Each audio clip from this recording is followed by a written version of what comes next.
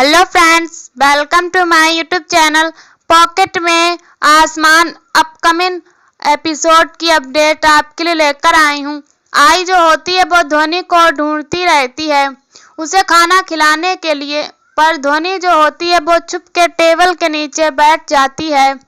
और यहाँ पे हम देखते हैं दूसरी तरफ की जो दिग्विजय होता है वो भी उसे ढूंढते हुए वहाँ पे पहुँच जाता है और वो सोचता है कि वह यहीं पे कहीं रहती है, पर वह उसी एरिया में उसी जगह पे लोकेशन शेयर करता चेक करता रहता है जो कि मिस्टर कुलकर्णी ने उसे दिया होता है।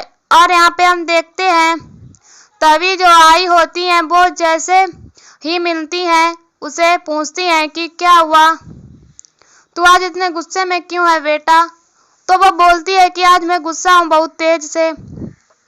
माता रानी ने मुझे बोला था कि आज हम नए फ्रेंड्स बनाएंगे और नए नए टॉयज के साथ खेलेंगे भी, हमें बहुत गेम भी खेलेंगे, पर आज नहीं खेलने दिया उन्होंने और मुझ पे गुस्सा भी किया और फिर इस वजह से वो उससे बहुत नाराज रहती है। तभी दूसरी तरफ हम देखते हैं कि दिग्विजय जो होता है वो वहां पहुंच जाता है तो एक डोर नॉक करता रहता है। तभी वो जैसे डोर ओपन होता है तो वो किसी और का एड्रेस रहता है, क्योंकि रुद्रानी ने जो कि रानी होती है उसने अपना एक भी फॉर्म भरना नहीं होता रजिस्ट्रेशन के लिए, जिसकी वजह से वो उसे वहाँ पे नहीं मिल पाती है। और यहाँ पे हम देखते हैं ये देख के फिर जो दिग्विजय होता है वो उसे पूछता है कि क्या यह आपकी कोई दूसरी बेटी भी है। तो बोलती है नहीं हमारी तो एक ही बेटी है। और यहाँ पे हम देखते हैं कि वो मिस्टर कुलकर्णी को कॉल करके पूछते हैं कि आपने जो एड्रेस दिया है वह लड़की नहीं है। तो वो बोलते हैं कि हो सकता है मिस्टर डॉक्टर दिग्विजय, वह लड़की की मां ने वह रजिस्ट्रेशन फॉर्म नहीं भरा था और आपने जितने उस एज की एक ही लड़की थी जिसकी माँ ने ये फॉर्म भरा था, शायद हो सकता है वो बिना फॉर्म भरे ही चली गई होगी। तभी यहाँ पे हम देखते हैं कि दिग्विजय जो होता है वो कार में आता है तो उसे बोलता है कि जो कि अनीसा बैठी रहती है वो बोलती है कि क्या हुआ, मिली कि नहीं। तो बोलता है कि नहीं अभी तो नहीं मिली, वो शायद उन्होंने फॉर्म ही नहीं भरा था रजिस्ट्रेशन के लिए। और यहाँ पर हम देखते हैं कि जो अनीसा होती है वह सोचती है कि इस रानी का भूत तो अभी तक उतरा ही नहीं था, तब तक ये इसके अलग ही एक चालू हो गया है कि अगर इस तरीके से वो सारे बच्चों में इतना इंटरेस्ट लेता रहेगा तभी तक तो उसको रानी का पता चल पा जाएगा। तो इतने पैसे खिला के मैंने डॉक्टर का मुंह बंद करवाया है और उससे झूठी रिपोर्ट बनवाई है कि रानी अब मर चुकी है, रानी की बच्ची मरी हुई पैदा हुई है, पर इस तरीके से अगर वो करेगा तब तो इसे पता चल जाएगा। दूसरी तरफ हम देखते हैं कि सब लोग उस लड़की का पता करते रहते हैं। पुलिस यहाँ पे उस लड़की का पता करती रहती है जो कि डिलीवरी बॉय के आड़ में वो काला नकाब पहन के आती है और सबको लोगों की हेल्प करने के बहाने सबको इस तरीके से परेशान करती है और कानून हाथ में लेती है, जिसकी वजह से पुलिस छानबीन करती रहती है। तभी हम देखते हैं कि वह छुप छुपा के चली जाती रहती है।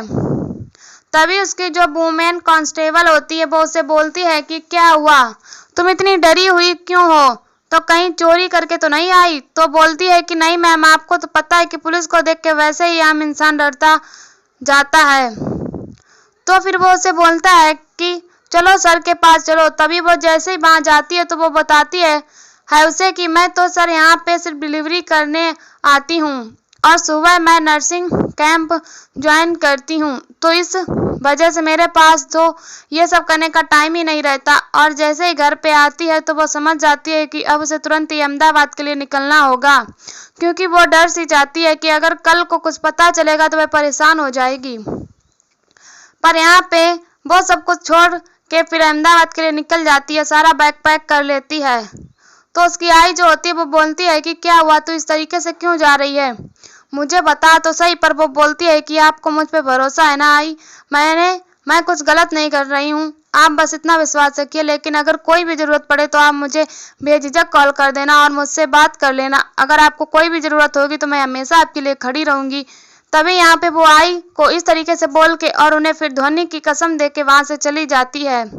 और यहाँ दूसरी तरफ हम देखते हैं कि चित्रा होती है वो मिठाई बांटती रहती है सबको खुशी के मारे, क्योंकि उसका प्रमोशन हो चुका होता है। और फिर जैसे ही वो उसको मिठाई बांटती रहती है तभी वहाँ पे देवू आती है, तो देवू को भी मिठाई देती है और ईशान भी को भी देती है।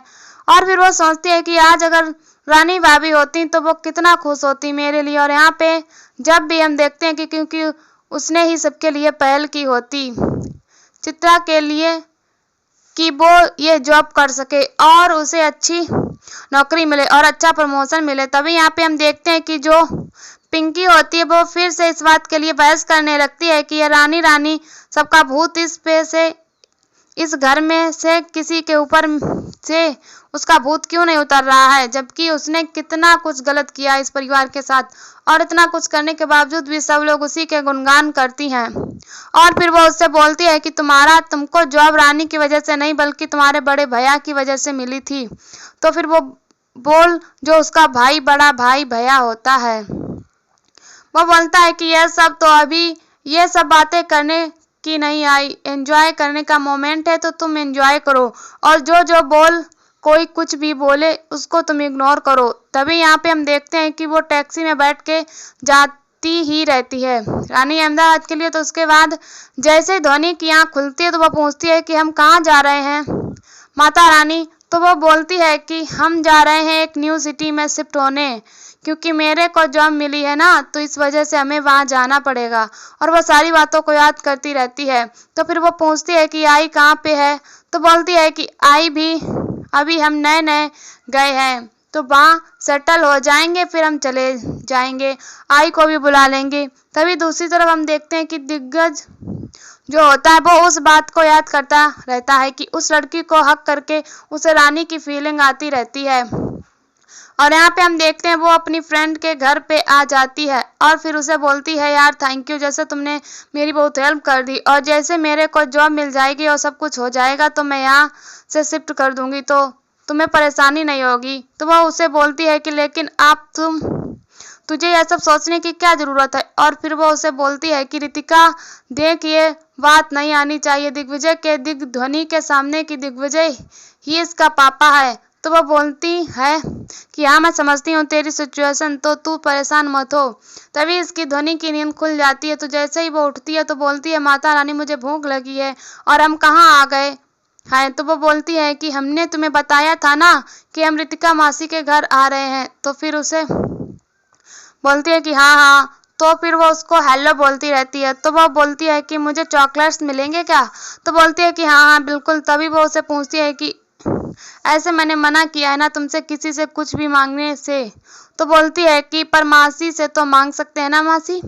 तो फिर उससे वो बोलती है कि हाँ। फिर वो रितिका जो होती है वो उसे बोलती है कि इसकी हाजिर जवाबी देख के कोई भी ये बोल सकता है कि ये तेरी ही बेटी है। और यहाँ पे हम देखते हैं कि जैसे वो रितिका के कोट को देखती है, सफ़ेद कोट को, तो उसे बहुत ही खुशी होती है और उसको वो सारी बात याद आती रहती है कि वो डॉक्टर बनने के लिए कितने पेशेंट रहती थी और कितना खुश रहती थी। और यह सब देख के वो खुद इमोशनल हो जाती है। तभी वहाँ पे ध्वनि आती है और वो उससे पूछती है कि क्या हुआ, तुमने कुछ आप क्यों इतनी सैडी हो गई मम्मा। तो वो बोलती है कि कुछ नहीं बस ऐसे ही, और तुम्हें जल्दी फ्रेश होना है ना, जल्दी से चलो रेडी हो जाते हैं। और यहाँ पे हम देखते हैं कि जो दिग्विजय होता है वह काम करता रहता है। तभी अनीसा जो होती है वह आती है उससे और वह बोलती है कि वो जो 4 नर्सेज आने वाली थी ना मुंबई से तो वो आ चुकी हैं।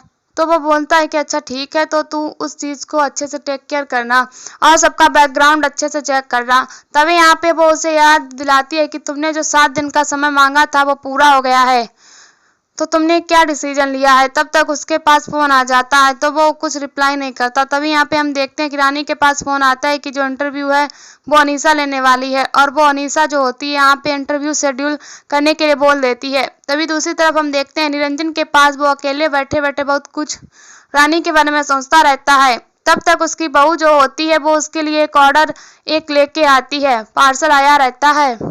तो बोलता है कि हाँ, मैं कब से इसी का इंतजार कर रहा था। तो वो दिखाता है कि ये स्टेथोस्कोप जो है वो रानी के लिए मैंने मंगवाया है, क्योंकि अब तक वो रानी जो है वो डॉक्टर बन गई होगी ना, क्योंकि वो अपनी बेटी से बहुत प्यार करता रहता है। तो बोलता है वो जो उसकी बहू होती है वो बोलती है कि पापा पर अभी तक वो पता नहीं उसका, तो वो 5 साल से तो अभी तक उसने कभी आपको कॉल नहीं किया, मैसेज नहीं किया। तो बोलती है लेकिन वो मैं एक बार मेरे बर्थडे पे तो जन्मदिन पे तो मेरे लिए वह चिट्ठी भेजती है ना।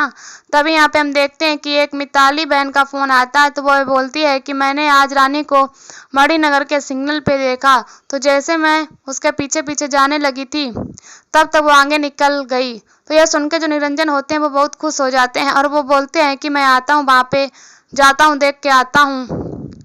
तभी जैसे वो जाने के लिए सोचता है तभी उसके भाई लोग जो है रानी के वो लोग आ जाते हैं और वो बोलते हैं कि आपको कोई ज़रूरत नहीं है वहाँ जाने की, वो दो बार घर छोड़ के भाग चुकी है, तो उसका कोई मतलब नहीं है वहाँ जाने के लिए। अगर वो जब वहाँ से घर से छोड़ के भागी तब आपको नहीं बताई, वहाँ पे आई तो आपको नहीं बताई, तो आप उसके पीछे पड़े हैं। तो बोलता है वो निरंजन बोलता है कि तुम लोग के करने से कुछ नहीं होता, मैं तो जाऊंगा वहाँ पे अपनी बेटी को देखने। तभी यहाँ पे हम देखते हैं कि अनीसा जो होती है वो हॉस्पिटल पहुँच चुकी होती है, मेडिकेयर हेल्थ मार्को हॉस्पिटल। तभी सारी लिस्ट आ चुकी होती है नर्सों की और सबसे पहला नाम ही रुद्रानी का होता है। तो जैसे ही आती है तो अनीसा जो होती है फाइल देखती रहती है कि क्या है कैसे है। तभी यहाँ पे हम देखते हैं कि वो फर्स्ट नाम जैसे ही नर्स अनाउंस करती है कि रुद्रानी दोषी, तो वो अपना थोड़ा गेस्टअप चेक कर लेती है। तो वह अपने फेस पे मार्क लगा लेती है जिसकी वजह से वह उसे पहचान ना पाए। तो आज के एपिसोड में बस इतना ही फ्रेंड्स, मिलते हैं नेक्स्ट एपिसोड में जहां हम देखने वाले हैं कि जो ध्वनि होती है वो घर से भाग जाती है और उसे अचानक से दिखना बंद हो जाता है और ठोकर लगती है तो वो तुरंत ही वो गिरने ही वाली होती है। तभी दिग्विजय वहां आ जाता है और वो उसे संभाल के घर लेके आता है, उसके लिए गिफ्ट भी।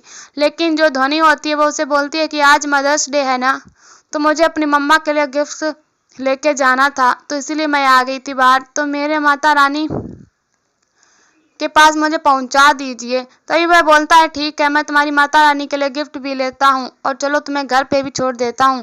तो जैसे ही वह घर पे जाता है तो देख लेता है, जैसे ही वह डोर ओपन करती है तो उसे दिग्विजय दिखता है जिसकी वजह से वह बहुत शॉक्ड रह जाती है। तो आज के एपिसोड में बस इतना ही। ऐसी वीडियो देखने के लिए हमारे चैनल को सब्सक्राइब करें।